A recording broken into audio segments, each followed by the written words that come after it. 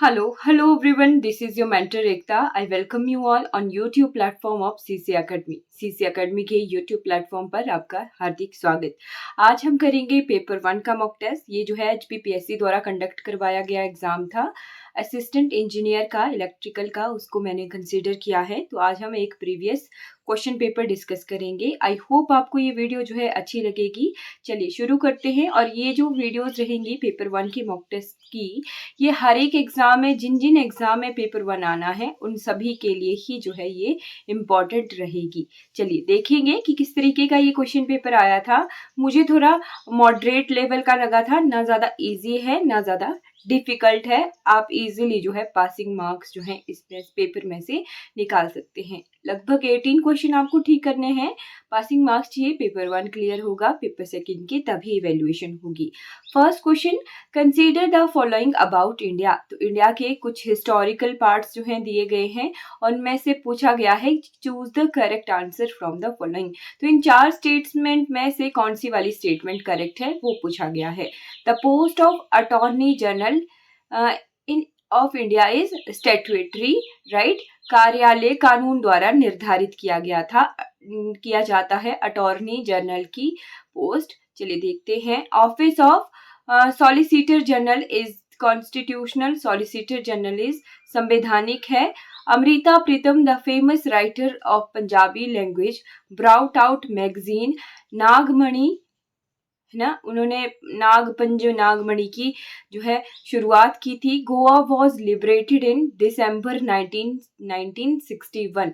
तो ये वाली जो स्टेटमेंट है ये तो बिल्कुल सही है, राइट, कि गोवा जो है ऑपरेशन ब्लू स्टार के तहत, ऑपरेशन विजय के तहत जो है पुर्तगाल से मुक्त करवाया गया था गोवा। गोवा मुक्ति दिवस भी उसे कहते हैं। तो फोर्थ स्टेटमेंट करेक्ट है। नागमणि भी ये जो है इनकी पंजाबी लैंग्वेज की मैगजीन थी। तो थर्ड एंड फोर्थ ये 2 स्टेटमेंट करेक्ट हैं। ये दोनों स्टेटमेंट जो है गलत नहीं है। अटॉर्नी जनरल की जो पोस्ट है वो कॉन्स्टिट्यूशनल है, उनके बारे में जो है कॉन्स्टिट्यूशन में दिया गया है। तो फर्स्ट एंड सेकंड स्टेटमेंट गलत हो जाती हैं और third and fourth statement correct है। सी ऑप्शन करेक्ट रहेगा। Okay, second question, in which of the following states union territories the Sela tunnel is located.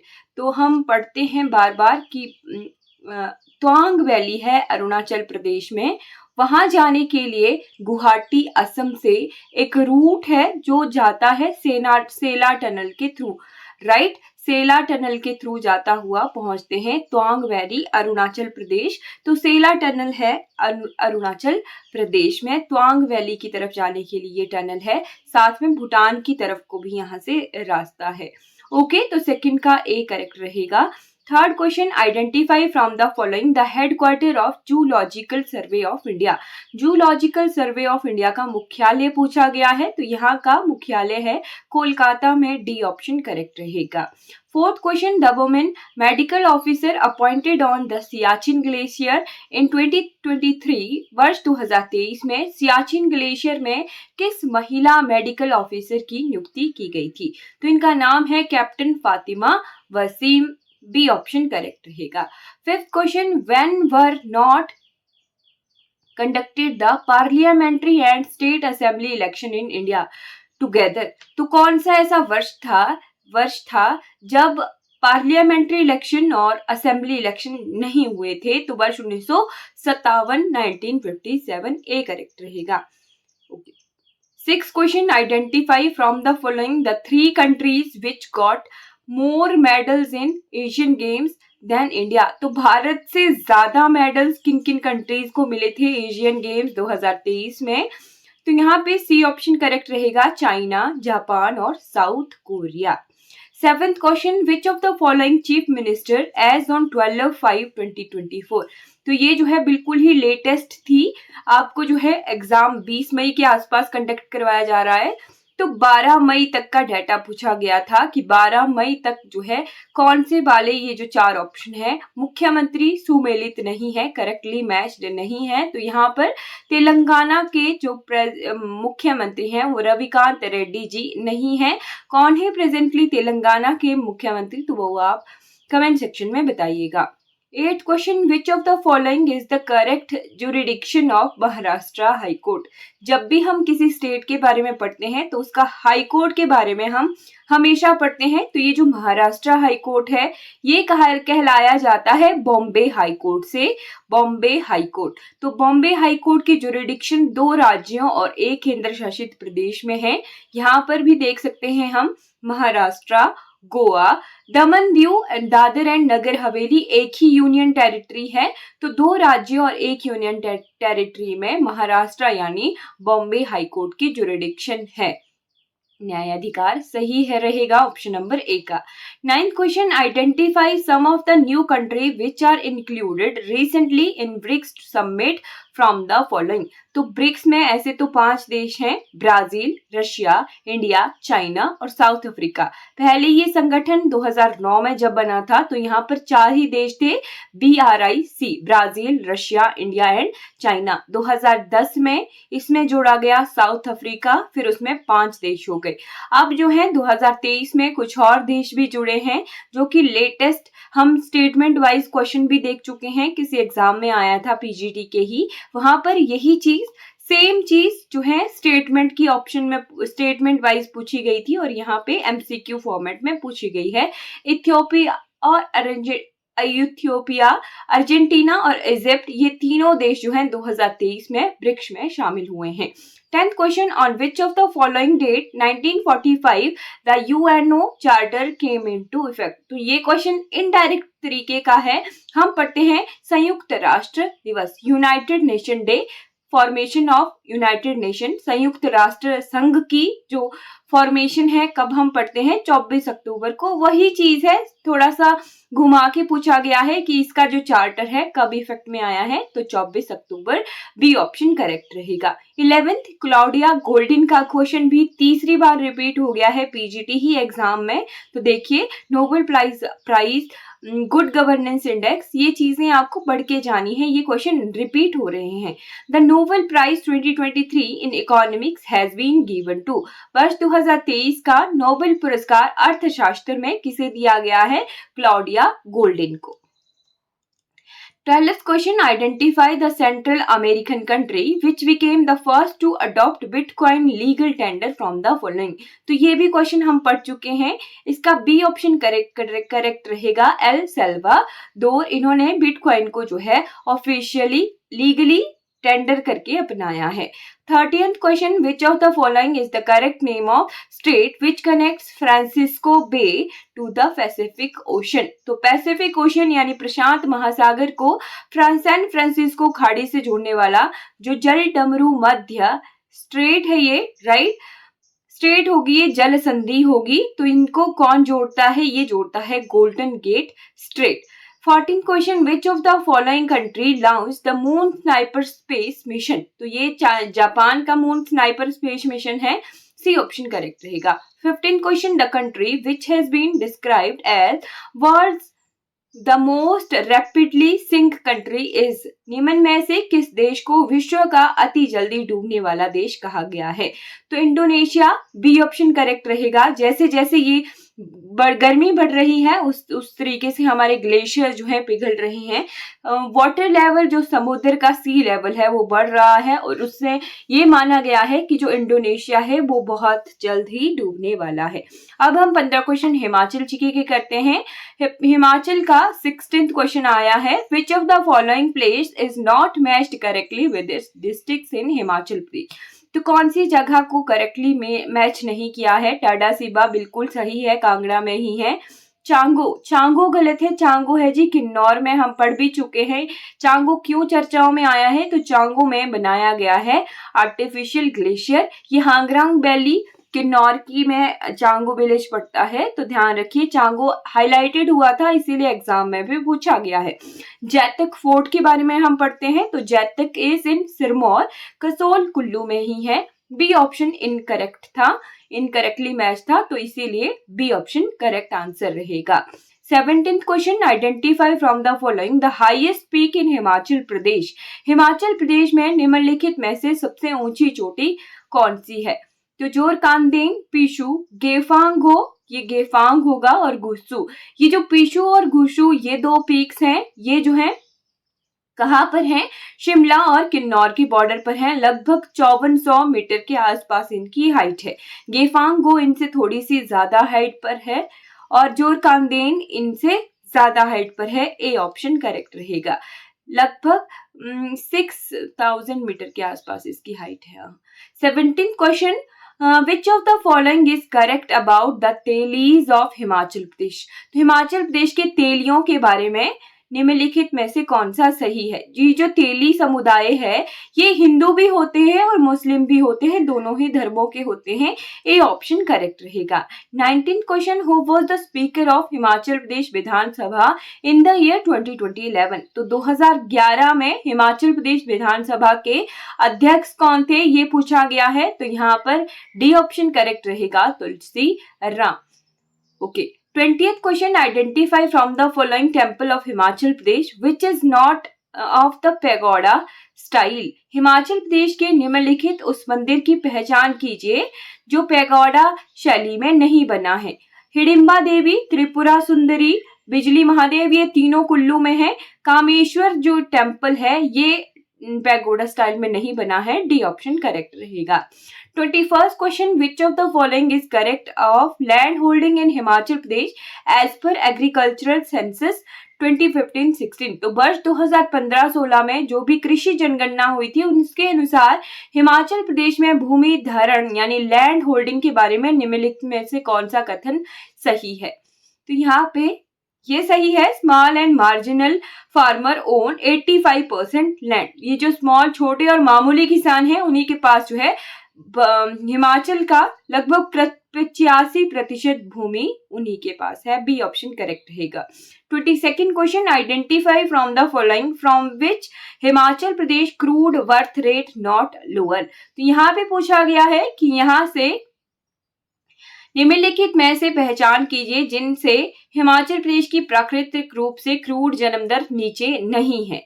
तो हिमाचल प्रदेश की जो क्रूड बर्थ रेट है वो कौन इन तीन जिलों में से जो है ज्यादा है? तो पंजाब में क्रूड बर्थ रेट कम है, हरियाणा और उत्तराखंड में हिमाचल से ज्यादा है। बी ऑप्शन करेक्ट रहेगा, Punjab. 23rd question, identify from the following the correct percentage of scheduled tribe population in Himachal Pradesh as per census 2011? तो हिमाचल प्रदेश में टोटल पॉपुलेशन का 5.7% जो है शेड्यूल्ड ट्राइब पॉपुलेशन है।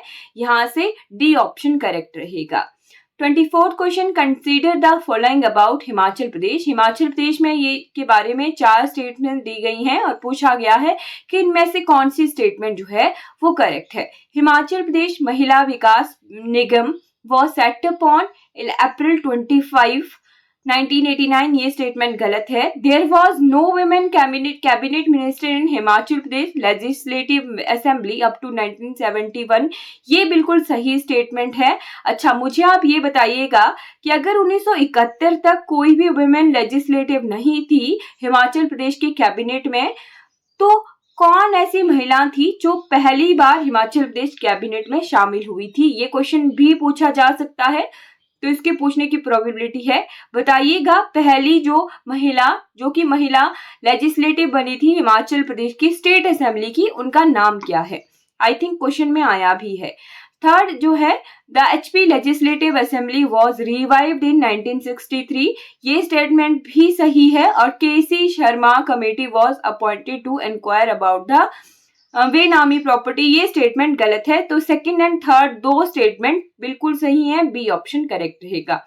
How many government degree colleges in Himachal Pradesh are designated as Utkrisht Mahavidyalaya during 2022-2023? 2022-23 तक कितने जो महाविद्यालय हैं, हाँ गवर्नमेंट कॉलेजेस हैं, उन्हें उत्कृष्ट महाविद्यालय से सम्मानित किया गया है। कब तक की 2022-23 तक 10 ऐसे महाविद्यालय थे जो उत्कृष्ट महाविद्यालय के नाम से डेजिग्नेट किए गए थे। ओके, आंसर करेक्ट रहेगा।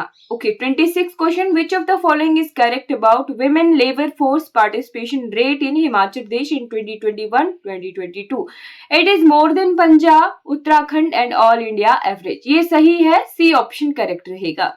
27th question, which of the following district of Himachal Pradesh has the highest polling percentage in the Lok Sabha election of 2014?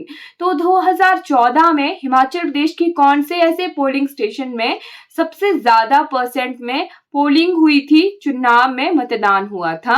तो ये ऑप्शन करेक्ट रहेगा, Sirmaur. 28th question, from which place of Himachal Pradesh the police recruitment training centre was shifted to Junga in 1974? तो चंबा से shift किया गया था जुनगा के लिए 1974 में। अब आजकल presently Himachal Pradesh police recruitment training centre है, ये ध्यान रखना। डी करेक्ट रहेगा, चंबा से 74 में जुनगा के लिए शिफ्ट किया गया था। 29th question, which of the following is correct about the bronze art sculpture in Himachal Pradesh?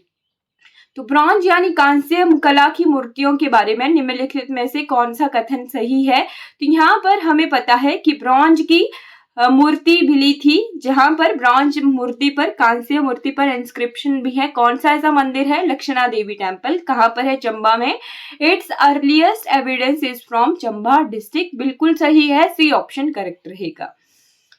30th question और अंतिम क्वेश्चन है हिमाचल जीके का, Rongtong hydel project is located in which of the following district of Himachal Pradesh? तो जो Rongtong hydro power project है ये है लाहौल स्पीति में। बी ऑप्शन करेक्ट रहेगा। ये जो शब्द है ये हमें कंफ्यूज करता है। एक है Shongtong hydro power project, but वो कंफ्यूज नहीं करना चाहिए क्योंकि उसका पूरा नाम है Shongtong Karcham hydro power project, जो कि कहां पर है? किन्नौर में है।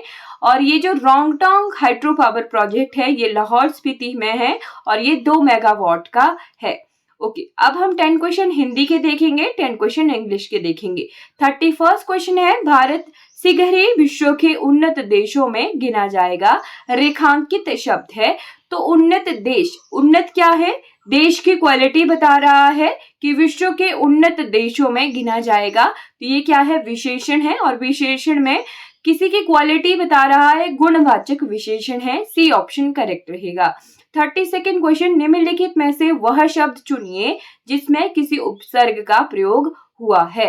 तो यहाँ पे बी ऑप्शन करेक्ट रहेगा, सावधि। राइट। फिर है, यह काफी कमजोर है, रेखांकित पद है। तो यहाँ पे जो था रेखा लगाई गई थी, अंडरलाइन था ये, तो ये था सर्वनाम। 34th क्वेश्चन, अचानक वृक्ष की डाली पर बैठे हनुमान जी नीचे कूद गए, पर परसर्ग कारक के किस भेद के अंतर्गत है? तो इस व्यक्ति में प्रयुक्त है, इस वाक्य में प्रयुक्त है। यहाँ पे पर कहाँ पर यूज होता है? हमें पता है अधिकरण में पर, तो अधिकरण जो है यहाँ पे कारक यूज हुआ है। 35 क्वेश्चन, इस आय व्यय का हिसाब कौन रखेगा? इस वाक्य में आय व्यय समस्त पद किस समास का उदाहरण है? आय और व्यय, तो ये द्वंद्व समास है। हाँ, बिल्कुल सही, डी ऑप्शन करेक्ट रहेगा, द्वंद्व।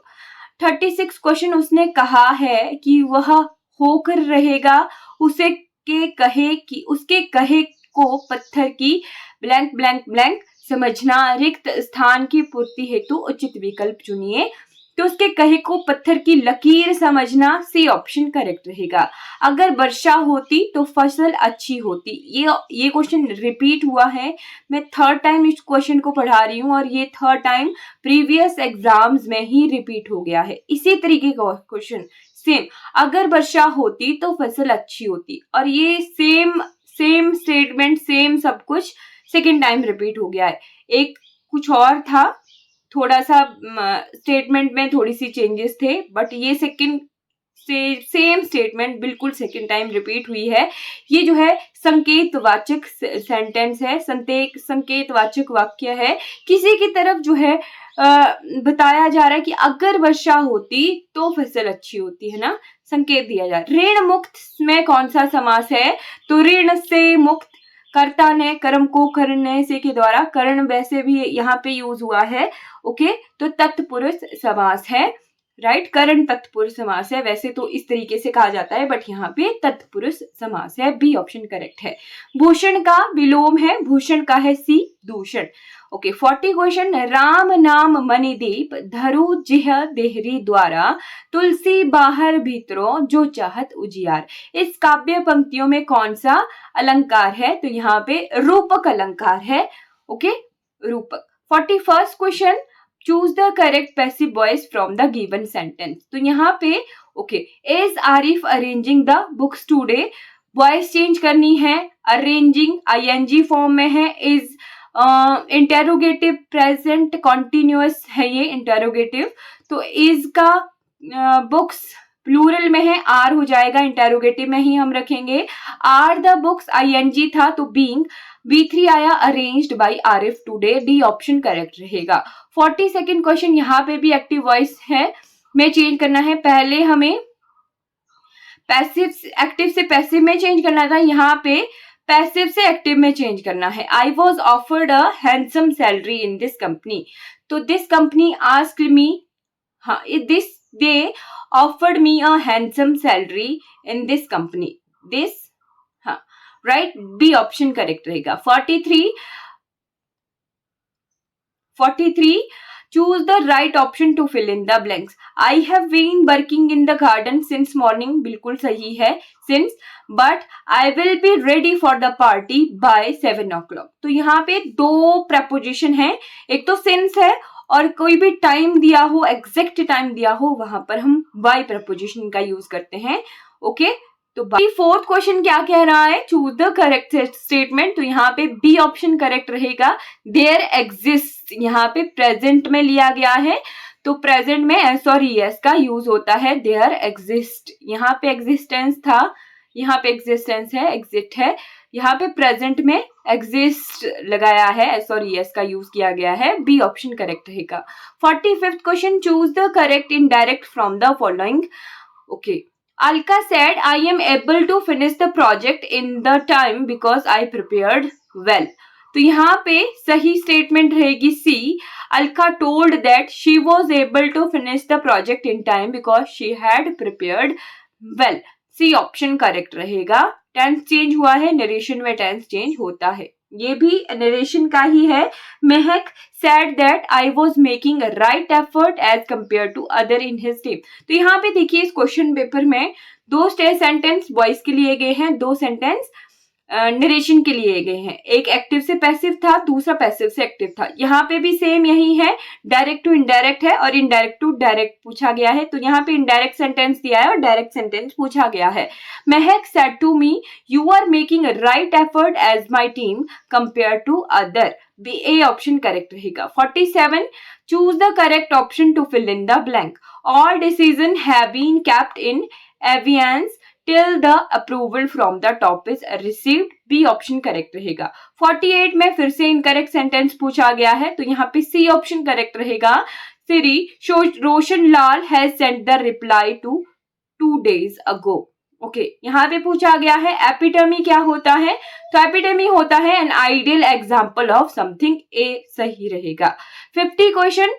ओके यहाँ पे पूछा गया है choose the option which can replace the underlined word without changing the meaning। तो exact same synonym क्या होता है? India offered a rich tapestry of memorable experience। तो यहाँ पे मोइजिक होता है ए, टेपेस्ट्री का सिनोनिम मोइजिक, ए करेक्ट रहेगा।